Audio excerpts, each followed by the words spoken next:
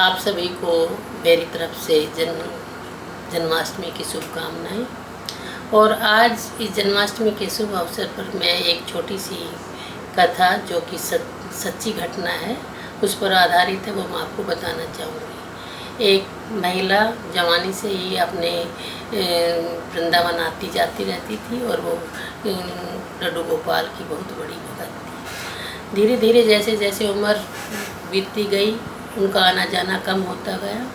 फिर एक बार वो वृंदावन से एक पीतल के लड्डू गोपाल जी को अपने घर ले आई और अपना लल्ला समझकर उनकी वो सेवा करनी उन्होंने शुरू कर दी। फिर धीरे धीरे और उम्र बढ़ी तो अब उनके बस का ये काम नहीं रहा, तो एक त्यौहार का अवसर था। उन्होंने अपने बहू बेटे को कहा कि बेटा मेरे लल्ला की तुम पोशाक बदल दो। घर में काम ज़्यादा था, बहू बेटे को थोड़ी खिज भी हुई कि माँ को पता नहीं क्या सारा दिन लल्ला लल्ला करती रहती है और समझती नहीं है। उन्होंने माँ का मन रखने के लिए अनमने मन से वो पीतल की जो लड्डू गोपाल जी की मूर्ति थी उसको उठाया और अचानक वो उनके हाथ से छूट गई और वो नीचे गिर गई। जैसे नीचे गिरी, जो अम्मा थी बिस्तर पर थी, वो बहुत ज़ोर से चिल्लाई, अरे मेरे लल्ला को क्या हुआ है, और उन्होंने ज़ोर ज़ोर से रोना शुरू कर दिया।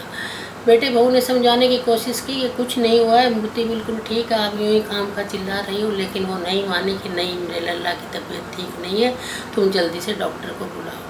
ज़्यादा हो हल्ला करने के बाद कुछ पड़ोसी भी इकट्ठे हो गए। उनमें से एक सज्जन थे, उन्होंने कहा भाई ऐसा है, माँ की शांति के लिए तुम एक डॉक्टर को बुला लो, कोई बात नहीं, तुम्हारी फीस लगेगी, घर में भी शांति हो जाएगी और तुम्हारी अम्मा का भी दिल रह जाएगा। लड़के को बात समझ में आई, वो एक डॉक्टर के पास गए और उन्होंने सारी बात बताई और पहले ही फ़ीस दे दी। डॉक्टर को क्योंकि फ़ीस मिल चुकी थी, वो अपना बैग उठाकर देखने आए। तो जैसे ही उन्होंने मूर्ति को देखा तो बिना देखे ही वो बोले कि माँ क्या बात कर रहे हो, आपका लल्ला बिल्कुल ठीक है, ये पीतल की मूर्ति है, इनको क्या होगा।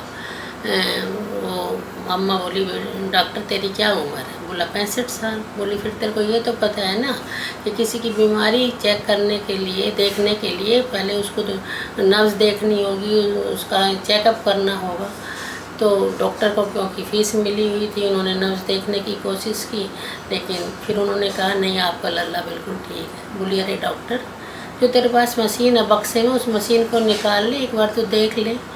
तो डॉक्टर ने मम्मा का मन रखने के लिए अपनी वो मशीन, जिसे क्या कहते हैं, वो निकाली और जैसे उन्होंने उनकी छाती पे लगाई तो डॉक्टर साहब को पसीने आ गए।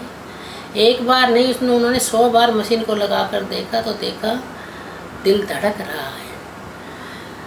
उसके बाद उन्होंने कहा कि माँ मैं आज ये समझा हूँ कि ये मूर्ति नहीं, ये तुम्हारे वास्तव में लल्ला है। उन्होंने अपना सारा सामान एक बेड पे डाला और उन्होंने भगवान के सामने अपने हाथ जोड़ लिए और उन्होंने ये मान लिया कि भगवान हैं। लेकिन बाद में डॉक्टर साहब ने कहा कि मैं अब आपको एक बात तो बताऊंगा अम्मा कि बीमारी का कारण तो पूछो, क्या कारण है। तो अम्मा बोली क्या कारण है। बोला आपका ये लल्ला मचल गया था आपकी गोदी में आने के लिए, क्योंकि आपने बहुत दिनों से इनको गोदी में नहीं उठाया था, इसलिए मचल गया और ये उछलकर ज़मीन पर गिर पड़े, ताकि आप इनको उठाओगे और अपनी गोदी में लोगे। तो इस कहानी का जो मैंने बहुत ही शॉर्ट संक्षेप में बताई, हालांकि बहुत लंबी कहानी है, तो इससे मैं जो 2 बातें आपको कहना चाह रही हूँ। एक तो ममता, माँ की ममता के आगे भगवान भी नतमस्तक है, यानी कि लल्ला मचल गया था अपनी माँ की गोद में आने के लिए। दूसरा मेरा जो अपना मत है वो ये है कि भगत के बस में भगवान है, यानी कि हम अगर किसी पर विश्वास करें तो सच्चे मन से करें, चाहे वो मिट्टी की मूर्ति है, चाहे कांसे की मूर्ति है, चाहे वो तांबे की मूर्ति है, अगर विश्वास है तो उसमें प्राण प्रतिष्ठा है। इसीलिए कहते हैं मानो तो गंगा ना तो बहता पानी। तो ये आज मैं जन्माष्टमी के शुभ अवसर पर आपको ये एक छोटी सी जो मेरे दिमाग में चल रही थी, मैं आपसे शेयर किया। दूसरा कुछ एक और 2-3 बातें जो मेरे दिमाग में आई। आज भी नंदगांव में और बरसाने में मुश्किल से 5-6 किलोमीटर का फ़र्क है।